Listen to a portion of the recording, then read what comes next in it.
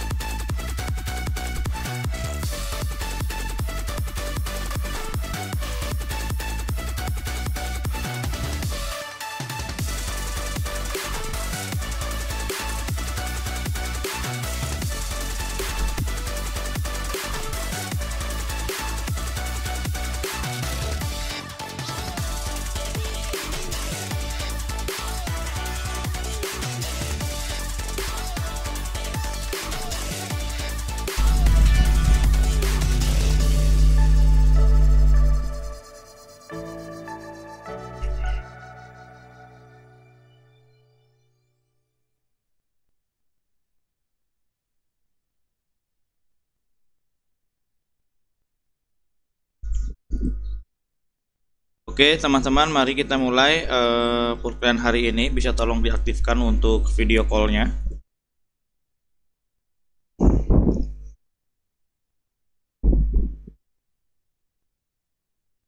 Halo? Oke, Mas Dito, mantap. Indra, Fahmi, sama Mas Ahmad, terus Dan bisa tolong diaktifkan videonya.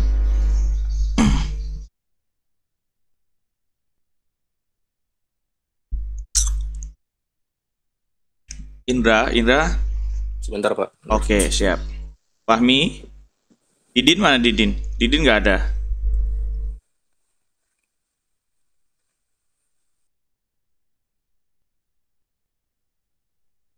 Siap.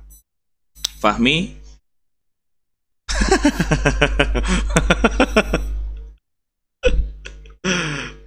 Oke, kita mulai saja ya. Mas Ahmad, bisa tolong diikuti peraturan kelasnya ya. Tolong diaktifkan untuk video call-nya. Ya bentar Pak, bentar Pak. Oke.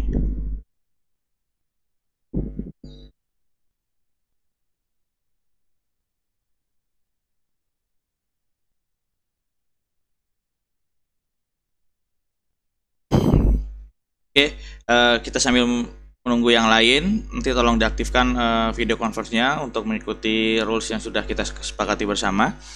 Sebelum kita mulai perkuliahan hari ini, alangkah lebih baiknya kita memanjatkan doa kepada Sang Maha Pencipta ya, agar senantiasa selalu memberikan kita semua perlindungan, kesehatan, dan juga kelancaran dalam proses belajar mengajar, dan tentunya ilmu-ilmu yang diberikan ya atau ditransfer hari ini baik dari teman maupun dari saya pribadi menjadi nilai yang akan bermanfaat untuk diri kita sendiri dan juga untuk teman-teman sekalian ke depannya. Oke, berdoa saya pimpin menggunakan agama Muslim ya. Dan teman-teman, bagi teman-teman yang di luar non-muslim atau beragama non-muslim bisa mengikuti aturan dan tata cara berdoa agamanya masing-masing. Berdoa, kita mulai.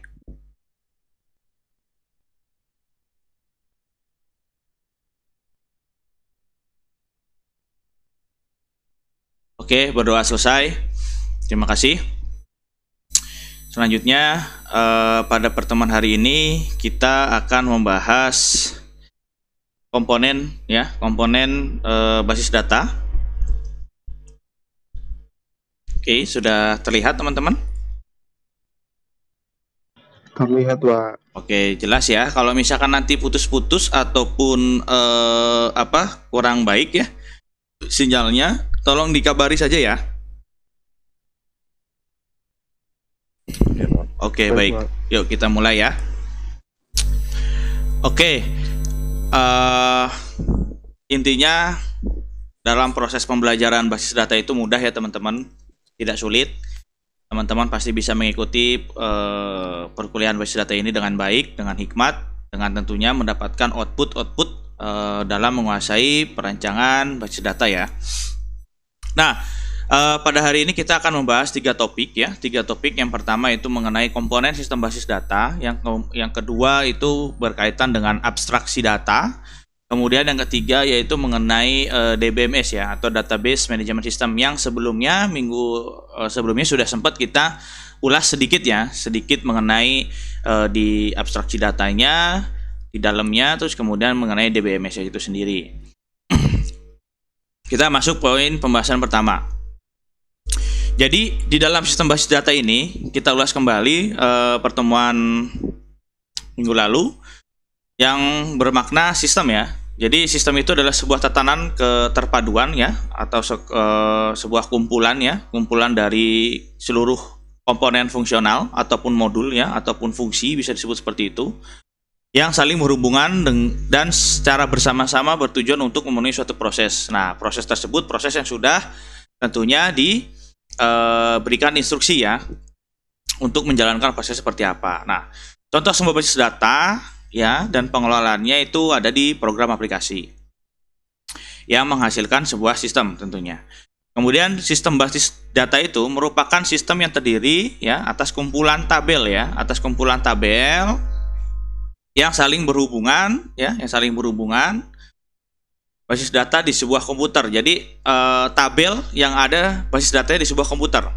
Dan kemudian ya, sekumpulan program yang disebut dengan DBMS. Jadi sistem basis data itu ada dua kunci, ya, dua kunci. Yang pertama yaitu ada basis datanya sendiri, yaitu basis data yang tentunya sudah ada di dalam komputer, ya, yang teman-teman buat gitu, yang teman-teman rancang.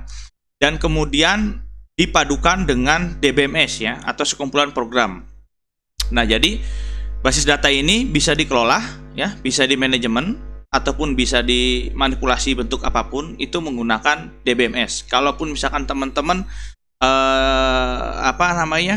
tidak ingin menggunakan DBMS, tentunya sangat sulit sebenarnya. Jadi memang sangat disarankan untuk menggunakan DBMS. Makanya muncul istilah DBMS, ya, Database Management System. Nah, kemudian komponen apa aja sih gitu yang terkait dengan sistem basis data gitu ya? Yang di sini ada 6, ya. Ada 6. Yang pertama itu ada komponen perangkat keras, ya, yaitu hardware, yaitu ya komputer. Nah, kemudian ada sistem operasinya sendiri, ya. Sistem operasinya itu merupakan bentuk dari komponen sistem basis data, ya, yang menunjang dan mendukung, ya. Itu SO-nya sendiri, baik dari SO yang teman-teman gunakan saat ini atau SO yang akan teman-teman gunakan di kemudian hari. Kemudian ada database-nya sendiri. Database-nya sendiri itu biasanya formatnya .db, ya. Nah, kemudian ada sistem aplikasinya, ya, atau perangkat lunak untuk pengolahan basis datanya, yaitu ada DBMS itu sendiri. Kemudian ada komponen user, ya, pengguna, kita sendiri nih sama-sama pengguna dari database dan juga DBMS-nya. Kemudian di sini ada timbul aplikasi, ya, perangkat lunak yang bersifat opsional. Jadi kenapa di sini ada timbul sifat opsional, yang dimana sifat opsional ini itu tidak akan berpengaruh terhadap proses berjalannya DBMS ataupun database yang teman-teman gunakan. Jadi misalnya gini, ketika teman-teman menggunakan DBMS A misalnya, tapi teman-teman sedang membuat suatu program aplikasi dan tidak ingin menggunakan DBMS A misalnya, ya. Nah, teman-teman bisa saja request ke programming untuk dibuatkan suatu bentuk DBMS khusus, ya, khusus untuk program kita yang dibuat. Jadi kita tidak ingin menggunakan DBMS yang sudah disediakan ataupun yang banyak umum digunakan. Kita ingin menggunakan untuk pengolahannya itu bersifat sendiri gitu, ya. Nah, itu biasanya dibantu dengan development tools bahasanya, ya. Nah, kemudian di dalam komponen perangkat keras itu ada 4, ya, ada 4, ya. Itu dimana ada komputer tadi yang sudah disebutkan, kemudian ada memori sekunder, ya, ataupun hard disk, ya, bisa istilahnya. Kemudian ada memori sekunder yang sifatnya offline, ya, yaitu untuk tujuan backup data, biasanya eksternal, ya, berupa eksternal offline. Kalau online itu maksudnya sudah include di dalam komputernya, ya. Komputernya biasanya itu sudah include hard disk tersebut ataupun SSD zaman sekarang. Nah, kemudian ada media perangkat komunikasinya, yaitu untuk di sistem jaringan. Jadi basis data ini, ya, selain bisa digunakan di komputer standalone, maksudnya yang berdiri sendiri, kemudian basis data ini juga bisa digunakan di dalam sistem jaringan, yaitu untuk berbagi file dan juga maksudnya file di sini berbagi file database-nya, ya, bukan berbagi file biasa gitu. Nah, kemudian komponen yang kedua adalah komponen sistem operasi nih, teman-teman. Jadi SO ini itu merupakan program yang bisa mengaktifkan ataupun mengendalikan seluruh sumber daya komputer, ya, dan melakukan operasi-operasi dasar. Operasi dasarnya itu berupa IPO, ya, input, proses, dan output, ya, dan juga dalam pengelolaan file lain-lainnya. Jadi untuk konsep dasarnya SO sendiri mungkin teman-teman sudah dibahas, ya, di perkuliahan SO, ya, mengenai IPO. Dan selanjutnya SO yang paling banyak digunakan, ya, kita ulas kembali, dihangatkan lagi. Jadi SO yang paling banyak digunakan sampai dengan saat ini itu masih kategorinya 4, ya. Bahkan MS-DOS ini sudah mulai berkurang, cuman hanya menjadi 3 spesifikasinya, ya. Lebih spesifiknya yaitu dari macOS, Windows, dan Linux nih biasanya. Untuk OS yang lain mungkin sedikit, ya, tapi ada penggunanya. Kemudian biasanya itu bahasa macOS, Windows, dan juga Linux itu sifatnya komputer standalone ya, atau bisa digunakan oleh pemakai langsung gitu ya dengan komputer, atau bisa dijadikan dengan komputer klien yang dalam sistem satu jaringan ya. Nah, kemudian untuk SO yang umum atau yang familiar sering digunakan dalam proses server ya, itu ada Novell Network, terus kemudian ada Microsoft Windows Server, juga ada Unix atau Linux server. Nah, untuk Linux server banyak ya, setiap distro ya, setiap distro Linux itu juga sudah bisa memiliki komputer server ya, SO servernya, kayak misalkan Ubuntu server, Debian server, CentOS server, dan lain sebagainya. Jadi setiap distro sekarang sudah bisa memberikan akses sebagai SO server, khusus server gitu ya. Nah, kemudian DBMS ini itu dapat aktif ya, dapat aktif jika SO menghendaki. Jadi begini, jika teman-teman menginstal perangkat XAMPP misalnya ya, XAMPP di sebuah komputer gitu ya. Nah, di situ tentunya butuh perizinan, permission ya. Kalau misalkan di Linux, permissionnya mesti harus disetting ya. Kalau di Linux ya, dengan base Linux atau Unix itu mesti disetting permissionnya. Tetapi kalau misalnya di Windows, biasanya dia sudah diincludekan di dalam package perizinan aplikasinya ya. Jadi ketika kita akan menginstal, installasi itu kan dalamnya juga ada butuh perizinan sampai dengan instalasi selesai. Nah, kemudian ketika teman-teman open open aplikasi DBMS ya, misalnya kita XAMPP, nanti di situ teman-teman membutuhkan perizinan untuk misalkan yang mau diaktifkan apa, misalkan FileZilla, terus kemudian ada ada lagi MySQL-nya dan juga lain sebagainya. Nah, nanti kita akan perlihatkan contoh. Di sini kelihatan nggak ya? Nah, oh tidak terlihat. Oke. Nah, kita akan perlihatkan nih teman-teman nih. Oke. Nah, ini tampilan XAMPP ya, yang dimaksud dengan perizinan tadi ketika teman-teman akan mengaktifkan gitu ya, akan mengaktifkan. Nih, kita lihat gambarnya. Nah, di sini ada halaman kontrol panel ya, teman-teman nih. Kalau teman-teman lihat ya, di XAMPP ini kita pakai yang, nah ini kita lihat nih, di sini ada yang dibutuhkan dalam package XAMPP atau ini bentuk dari DBMS itu sendiri ya.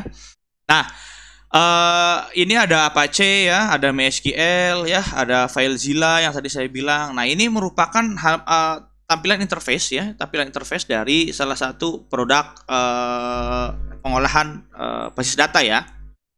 Nah, ini ketika teman-teman checklist ya, oke, lalu start, barulah istilahnya teman-teman di situ bisa menggunakan basis datanya ya, atau database MySQL-nya, misalkan dalam hal ini XAMPP itu MySQL. Jadi MySQL bisa aktif kalau teman-teman melakukan konfigurasi secara manual. Tetapi nanti di kemudian hari sebenarnya sudah bisa otomatis ketika teman-teman membuka ini, teman-teman tinggal langsung klik saja start, maka nanti statusnya di sini servisnya akan menjadi oke gitu ya, checklist. Nah, kembali lagi.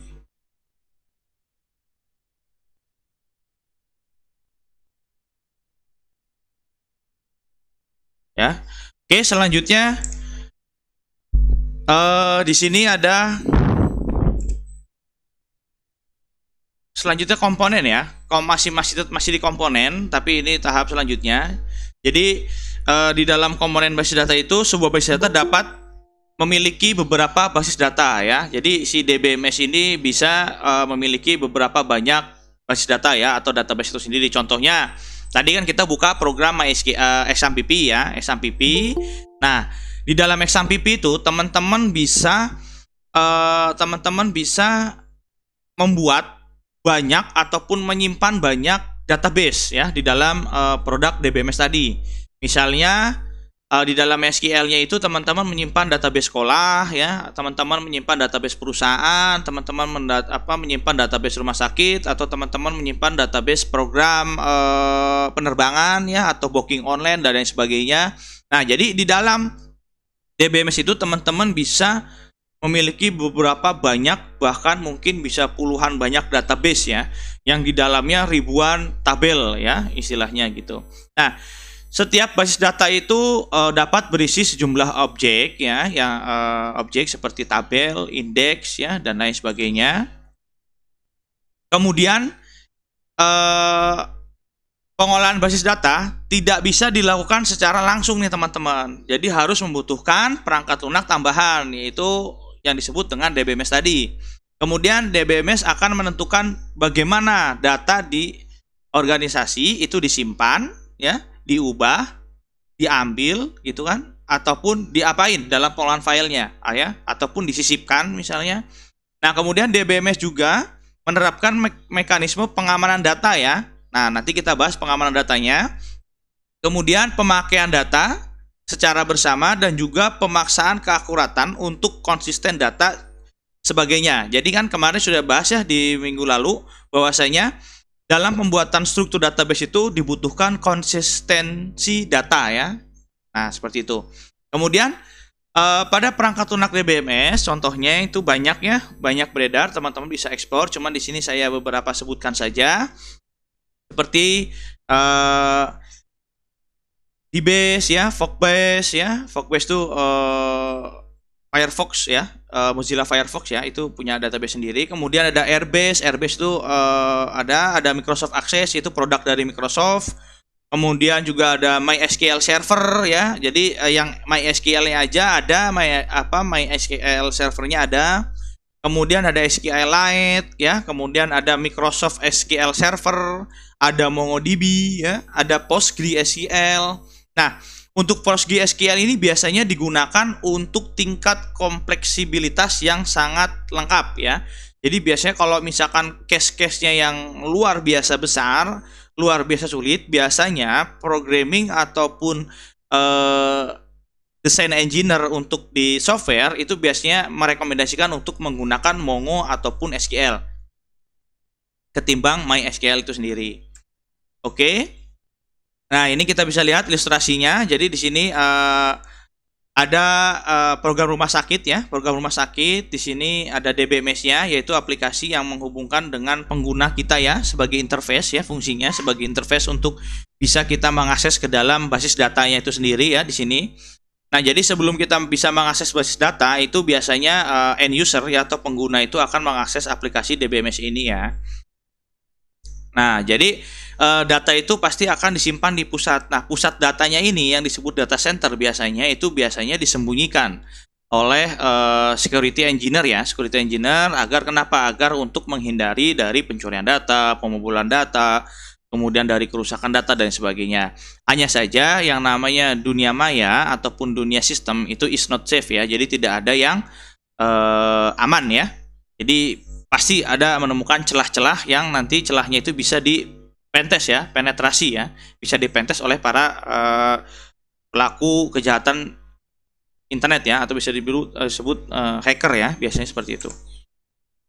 Nah, kemudian di dalam database ini pasti tentunya banyak file-file nih ya, banyak tabel ya, banyak tabel. Kita contoh saja tabel pegawai. Yang dimana tabel pegawai ini memiliki jumlah record ya. Jadi sesuai dengan recordnya nanti setiap inputan atau penambahan data itu akan bertambah ya. Yang dimana fieldnya itu ada kayak ID pegawai, lalu kemudian ada nama pegawai, ada alamat ya, ada kota, kode pos, nomor telepon dan lain sebagainya. Nah, ini merupakan bentuk field ya, bentuk field. Kalau dari istilah bahasa pemrograman ya, bahasa pemrograman itu field. Tapi kalau misalkan dari istilah basis data itu bisa disebut entitas ya. Nah, seperti itu. Nah, ini merupakan contoh ya, contoh logo ya, contoh logo yang tadi sudah disebutkan beberapa aplikasi DBMS ya, ada SQLite, Oracle ya, ada PostgreSQL ya, di sini ada MySQL atau bisa disebut MySQL. Terus kemudian ada Microsoft Azure ya, yang lagi pada naik nih. Nah, nanti kita juga akan melihat tren 2021 ke depan nih. Jadi teman-teman di sini akan bisa melihat dan prediksi saya mesti belajar apa sih untuk kedepannya gitu. Nanti kita akan lihat sekilas ya mengenai tren bahasa pemrograman dan juga database ya. Kita akan lihat nanti. Nah, ini tadi ya terusannya ya, ada MongoDB, ada React ya, ada Mimbase, ada Cassandra juga dan lain sebagainya. Nah, kemudian komponen pemakai nih, user nih teman-teman. Nah, jadi ada beberapa tipe jenis user yang mesti harus dibedakan berdasarkan cara berinteraksinya ya. Yang pertama ya, programmer aplikasi nih, si tukang coding ya, bahasanya tukang coding nih, tukang nulis script coding. Nah, kemudian ada user mahir ya atau casual user, kemudian ada user umum yaitu sebagai contohnya kita ya, user umum itu kita, end user atau native user. Kemudian ada user khusus ya untuk spesialis user gitu ya. Nah, jadi kalau untuk untuk program aplikasi itu biasanya dia berinteraksi untuk melakukan proses DML ya. DML itu data manipulation language ya, yang sebelumnya kita bahas tuh DML ya. Jadi biasanya programmer itu melakukan DML maupun DDL di situ ya. Nah, seperti contohnya mereka memprogram atau mengcoding, menuliskan skrip dengan menggunakan bahasa C misalnya, atau bahasa C+ gitu ya, atau menggunakan Python dan lain sebagainya. Itu biasanya di programming aplikasi ya, letak interaksinya seperti itu. Kemudian untuk user mahir itu biasanya mereka akan menuliskan modul-modul query ya. Modul-modul query, yaitu query itu untuk melakukan pemrosesan ya, pemrosesan dari data itu sendiri ya, agar bisa diakses datanya ya. Nah, itu di user mahir ya. Bisa disebut dengan database engineer biasanya, atau database design ya. Database design engineer biasanya bidang pekerjaannya gitu. Nah, kemudian kalau user umum itu seperti kita ya. Jadi kita itu melakukan interaksi gitu ya dengan sistem basis datanya sendiri melalui pemanggilan suatu program, yaitu program DBMS gitu ya. Nah, seperti itu. Kemudian ada user khusus nih. User khusus itu biasanya mereka menggunakan aplikasi DBMS ataupun menggunakan basis data itu dengan tujuan tertentu. Contohnya, mereka mengumpulkan data yang dari misalkan datanya big data ya, kemudian mereka analis untuk tujuan apa? Untuk menciptakan AI ya, untuk menciptakan AI atau mengembangkan AI ya, artificial intelligence, atau mereka lebih dipecah lagi misalkan untuk ke arah machine learning ya, ke arah machine learning, atau lebih dipecah lagi ke arah deep learning gitu ya. Nah, jadi dari user khusus ini dia merupakan user spesialis ya. Jadi dia menggunakan database itu untuk apa gitu. Jadi bukan seperti kita hanya untuk pemrosesan data biasa saja.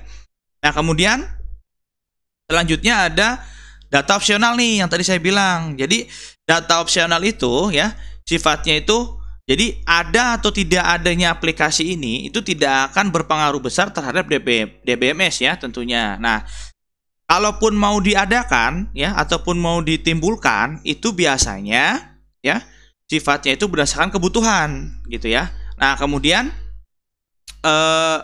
DBMS sering digunakan ya lebih dominan dalam pengoperasian basis data. Sementara bagi pemakai seperti kita, end user, itu dapat dibuatkan program khusus ya untuk melakukan manajemen file basis data. Kemudian program ini yang sifatnya opsional itu harus dibuat oleh tim gitu ya, atau oleh development ya, developer pembuat aplikasi gitu ya, dengan kondisi-kondisi yang kita inginkan, yaitu sebutannya dengan development tool yang tadi saya bahas. Kita masuk ke abstraksi. Nah, jadi abstraksi data itu merupakan tingkatan atau level bagaimana melihat data dalam sebuah sistem database ya. Itu poinnya. Kemudian tidak ada bayangan memperhatikan kondisi sesungguhnya. Bagaimana data itu dapat diperoleh, bagaimana data itu dapat dimasukkan ke dalam database, lalu bagaimana data itu dapat disimpan ke dalam database, lalu disimpannya di sebelah mana, sektornya apa, menggunakan apa, ya kan? Atau yang menyangkut tentang keseluruhan data ya. Nah, itu tidak ke sana ya. Jadi tidak memperhatikan itu. Tetapi kita sebagai perancang basis data, kita harus memperhatikan hal tersebut. Nah, kemudian sistem yang sesungguhnya tentang teknis bagaimana data disimpan ya dan dipelihara seakan-akan akan disembunyikan kerumitannya dan kemudian diungkapkan dalam bahasa dan gambar yang mudah dipelajari oleh orang ya. Nah, ini yang kita bahas kemarin nih mengenai abstraksi data, itu mengenai model view ya, view data yang kemarin. Masih ingat kan? Ada yang namanya physical level, kemudian logical level, kemudian ada view ya, masih ingat ya mengenai minggu kemarin. Nah, ini Jadi view data kemarin itu yang kita ulas secara singkat itu termasuk dalam sub ya ataupun bahasan di abstraksi data gitu ya. Nah, kemudian abstraksi data ya secara keseluruhan itu memiliki sejumlah fungsional umum ya. Nah, fungsional umum itu biasanya seperti file manager ya. Terus ada database manager, ada query processor, kemudian ada DML pre-compiler, kemudian ada DLL compiler. Nah, file manager itu ngapain aja sih gitu kan? Pasti teman-teman bertanya gitu kan. Nah, file manager itu tugasnya untuk mengelola ruang nih. Jadi, file manager itu untuk mengelola ruang agar database itu mampu disimpan di dalam ruang disk ya. Jadi dia tugasnya untuk mengalokasikan gitu ya. Nah, terus database manager apa gitu kan? Database manager itu merupakan suatu bentuk fungsi atau modul yang bisa menampilkan ya suatu bentuk informasi yang mudah dipelajari dan mudah dibaca oleh pengguna. Lebih tepatnya mereka itu modul ini tuh fokus ke interface pengguna ya. Untuk di database manager ini. Nah, kemudian untuk query processor apa gitu ya. Nah, query processor ini tugasnya untuk menerjemahkan ya dari bahasa query language ya, dari bahasa query. Nah, kemudian DML pre-compiler apa? Nah, DML itu kan kita sudah ketahui bersama. Jadi DML itu singkatan dari Data Manipulation Language ya, berarti bahasa untuk memanipulasi data. Nah, sebelum data itu dimanipulasi ada istilahnya pre-compiler.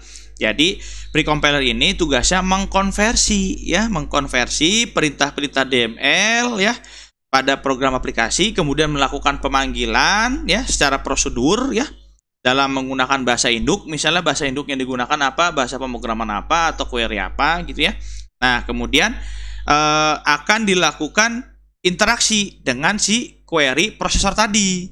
Nah, kalau misalkan DDL ya apa gitu kan, tugas umumnya DDL itu dia melakukan interaksi dengan DML ya, yang kemudian perintah DML tadi itu dieksekusi menjadi perubahan struktur tabel ya, struktur tabel. Jadi dibuatkan tabel ini apa, isinya apa, kemudian disimpan di mana datanya. Nah, itu di DDL compiler tugasnya.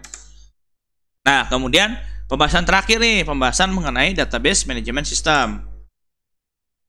Nah, coba teman-teman bayangkan berapa hebatnya, berapa besarnya suatu database dari perusahaan-perusahaan terbesar di dunia ini. Mulai dari Facebook, jumlah penggunanya aja udah jutaan ya. Google itu sudah miliaran juta ya penggunanya saat ini mungkin.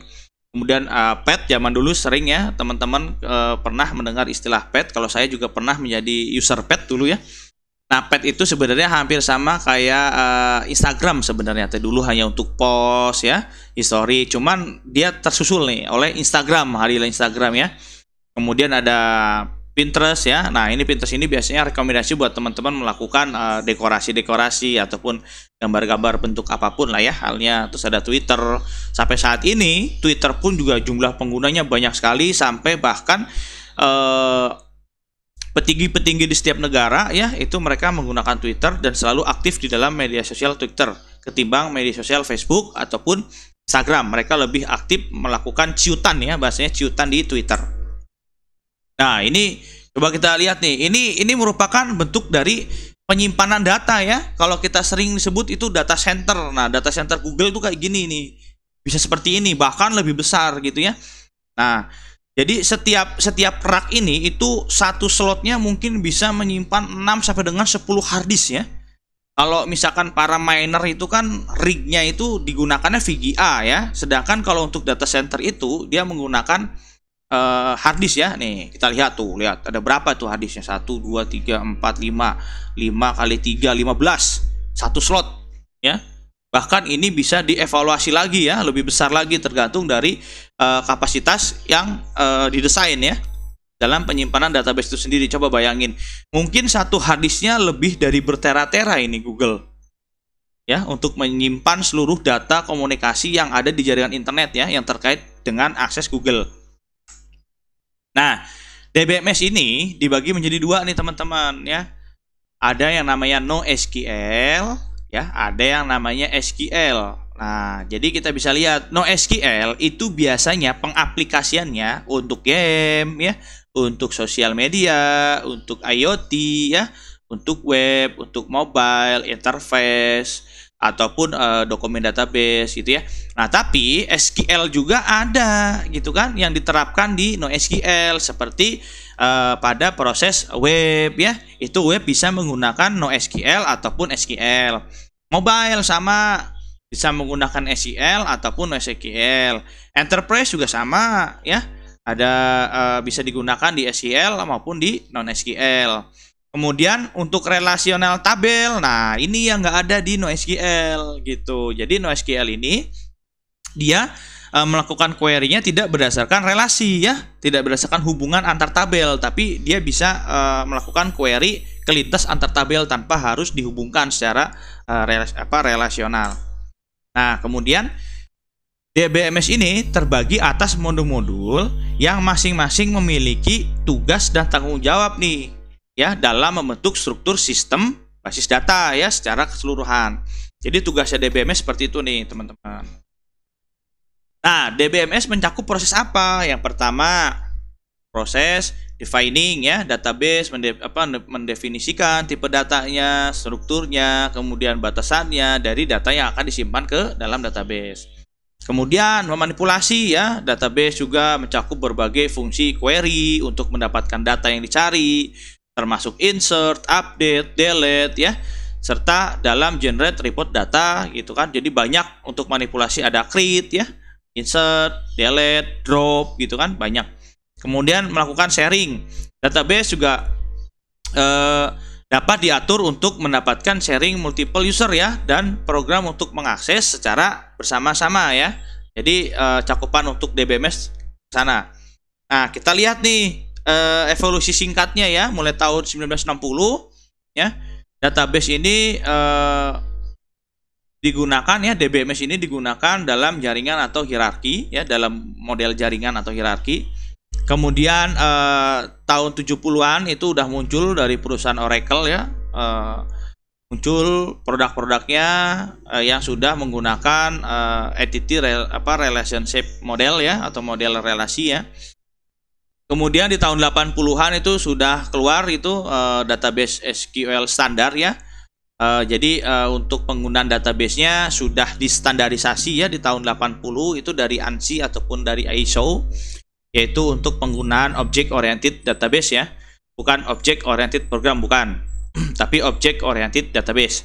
Nah, kemudian di tahun 1990 ya sudah mempergunakan antara client dan server nih untuk pengaplikasiannya database-nya. Jadi sudah digunakan secara dua nih, baik melakukan dari klien maupun server yang tujuannya untuk melakukan suatu bentuk keputusan ya, bahan keputusan, decision support system, atau suatu bentuk penyimpanan data setelah diolah ya, yaitu dalam bentuk data warehouse.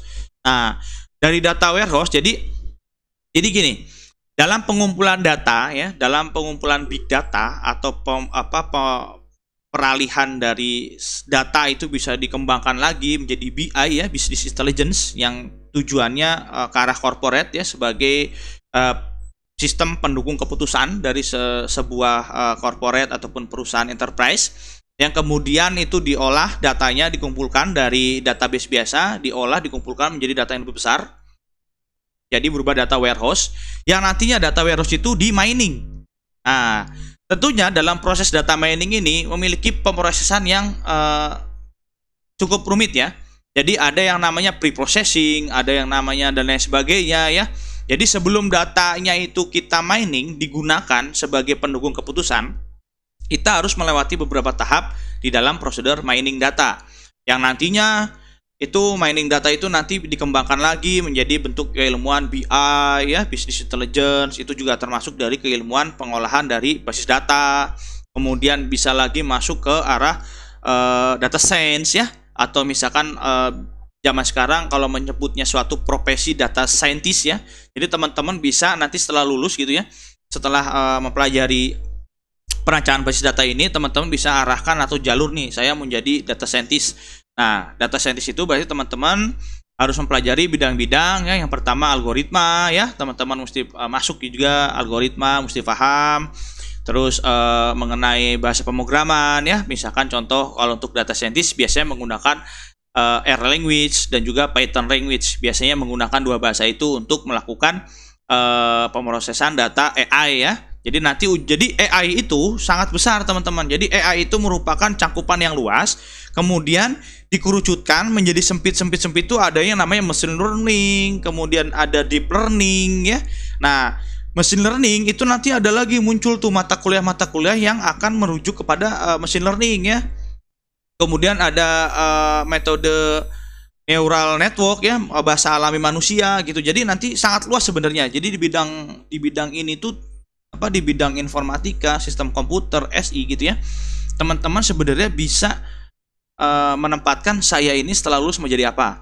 Ya, saya mau jadi seorang profesional engineer misalkan. Nah, profesional engineer di bidang apa? Misalkan saya mau di bidang desain database system, oke. Saya mau menjadi data scientist, oke. Saya mau menjadi programming, oke. Saya mau menjadi analyzing, oke. Jadi banyak teman-teman. Jadi nggak mesti bingung harusnya teman-teman setelah lulus dari dunia informatika ataupun sistem informasi ataupun ilmu komputer, teman-teman seharusnya nggak bingung teman-teman harus saya bekerja di mana sebenarnya. Tinggal teman-teman dari sekarang semester 5 ini mulai tetapkan saya nanti lulusnya mau apa, minimal bahasa pemrograman apa yang saya mengerti, bukan bisa dan mahir ya, mengerti strukturnya, mengerti polanya sehingga teman-teman akan mudah mempelajarinya. Nah, ini bentuk evaluasi tadi ya. Jadi sampai saat ini sekarang itu RDBMS masih banyak penggunanya ya ketimbang NoSQL atau pengolahan mengenai data warehouse ya, pengumpulan datanya. Nah, kemudian tujuannya apa sih? Tujuan dari DBMS ya atau sistem basis datanya ini itu tujuannya yaitu untuk kecepatan dan kemudahan ya, speed lah, lebih ke arah speed. Karena database memiliki kemampuan untuk mengelompokkan, mengurutkan bahkan perhitungan matematis sehingga pengguna dapat melakukan penyimpanan, perubahan, manipulasi dan menampilkan data secara cepat dan mudah. Ya, itu salah satu tujuannya. Kemudian efisiensi ruang penyimpanan. Karena adanya database gitu ya. Jadi teman-teman tidak akan menyimpan data mentah di hard disk. Nah, dengan adanya DBMS itu akan semua istilahnya dikompres ya. Jadi lebih kecil gitu datanya karena di dalam data itu kan ada tabel-tabel nantinya ya, ada entity, ada file tadi kan. Nah, kemudian kebersamaan pemakaian ya, jadi shareability ya, jadi untuk bisa diakses oleh banyak user dalam waktu yang sama gitu ya, ataupun dalam berbeda waktu. Jadi intinya database satu cuma bisa dipergunakan oleh banyak pengguna. Nah, kemudian menangani data yang jumlahnya sangat besar ya. Jadi kita nge-review lagi materi kemarin mengenai tujuan ini. Kemudian meniadakan duplikasi dan inkonsistensi ya. Jadi karena syaratnya pembuatan database itu harus konsisten. Jadi dengan tujuan ini supaya apa? Supaya inkonsistensinya itu hilang gitu ya. Jadi berubah menjadi konsisten. Kemudian dari keamanannya ya, kemudian mengurangi waktu untuk pengembangan aplikasi ya. Jadi dengan adanya DBMS ini, dengan kemampuan DBMS sehingga aplikasi yang tidak perlu untuk menangani penyimpanan data itu istilahnya bisa untuk tidak digunakan, cukup menggunakan DBMS saja. Nah, kelebihannya apa nih menurut penulis Abdul Qadir ya? Nah, itu kelebihannya adalah kepraktisan yang dimana sistem yang berisi kertas akan menggunakan kertas yang sangat banyak ya untuk menyimpan informasi. Sedangkan dengan menggunakan DBMS ya, itu hanya cukup berukuran kecil tetapi padat informasinya. Jadi DB itu sebenarnya pasti kecil size-nya nanti. Database itu biasanya sangat kecil, tapi setelah dibongkar database-nya menjadi luar biasa gitu ya. Karena ada bentuk convert tadi ya. Nah, kemudian ada kecepatan. Mesin dapat mengambil atau mengubah data jauh lebih cepat daripada manusia, itu jelas karena komputer ya.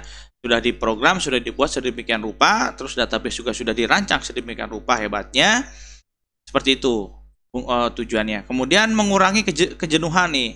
Orang cenderung menjadi bosan lalu melakukan tindakan-tindakan yang berulang ya.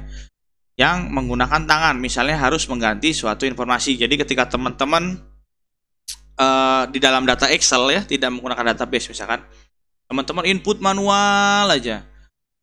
Tapi yang diinputnya itu-itu aja. Di tabel itu aja, kan lama-kelamaan bosan ya, akhirnya melakukan kesalahan-kesalahan. Tapi kalau misalkan dengan database tidak, karena nanti akan ada koreksi, akan ada notifikasi lain yang sudah didesain dan dibuat sedemikian rupa.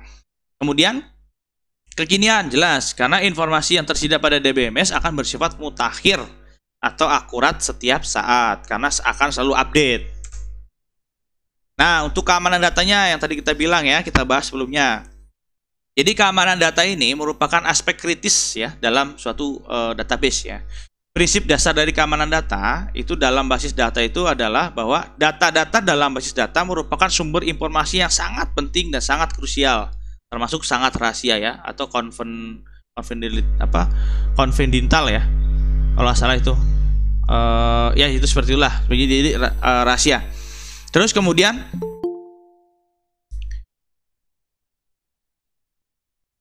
kemudian oleh karena itu, data-data yang karena sifatnya penting, jadi harus dijaga nih teman-teman ya, dari berbagai hal yang kemungkinan dapat mengacaukan atau merusak data. Jadi harus dijaga nih dari hal-hal yang tidak diinginkan yang sifatnya akan merusak ataupun menghilangkan data.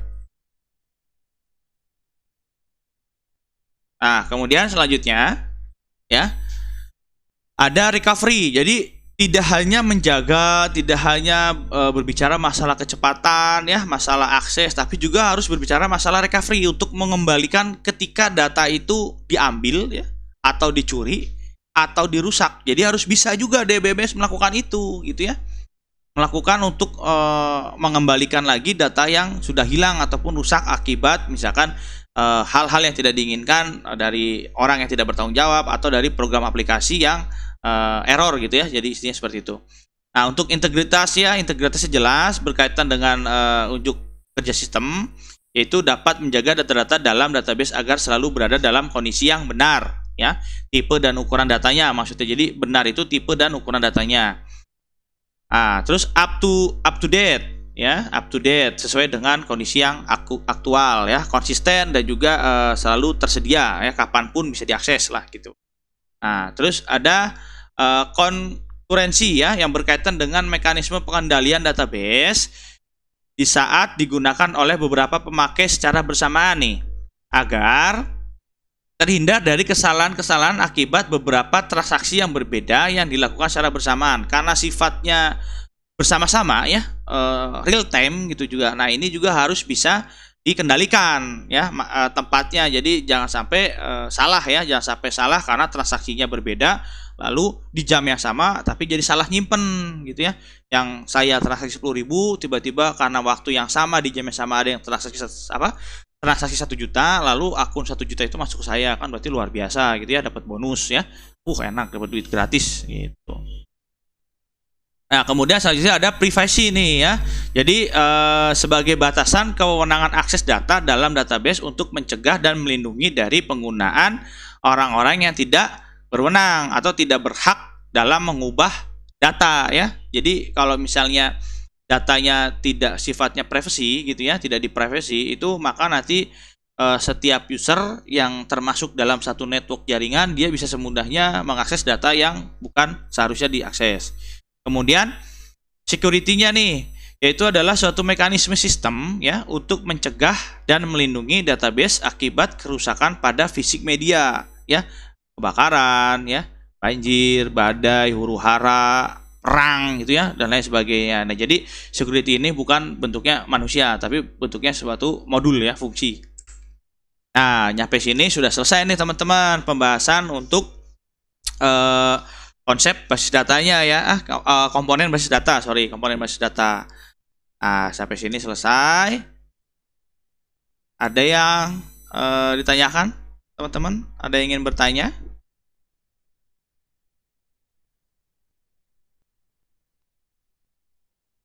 Halo?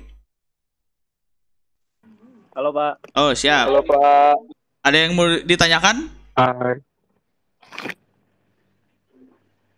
Ada oleh-oleh enggak Pak?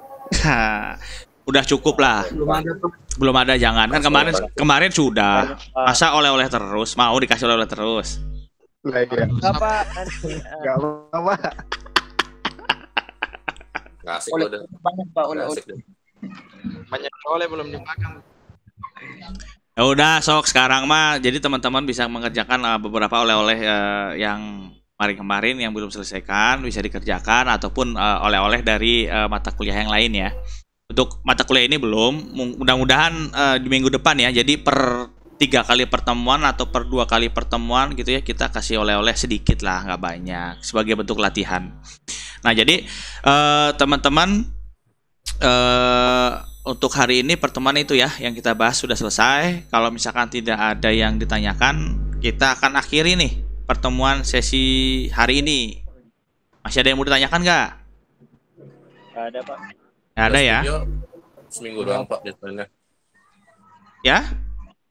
Yang tugas video. Iya, seminggu doang kan, sampai ada batas waktunya udah ditentukan. Tanggal 8 ya Pak ya?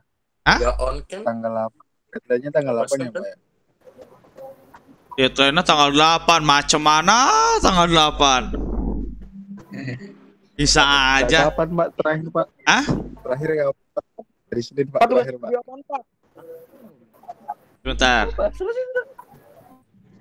Tugas itu TSO ya? SO Pak kan terakhir Iya. di classroom tanggal 8 kayaknya Pak. Iya Pak, ESO. Perasaan? Satu nggak Pak? Perasaan? Enggak, perasaan mah enggak tanggal 8 deh. Pokoknya saya ingatnya di hari Senin aja. Pak, cari sepatu nggak Pak? Ah? Nyari banyak nih. Nyari sepatu nggak? Tanggal 4 Pak. Waalaikumsalam Pak. Ya. Saya akhiri, billahi taufiq wa hidayah. Wassalamualaikum warahmatullahi wabarakatuh. Waalaikumsalam.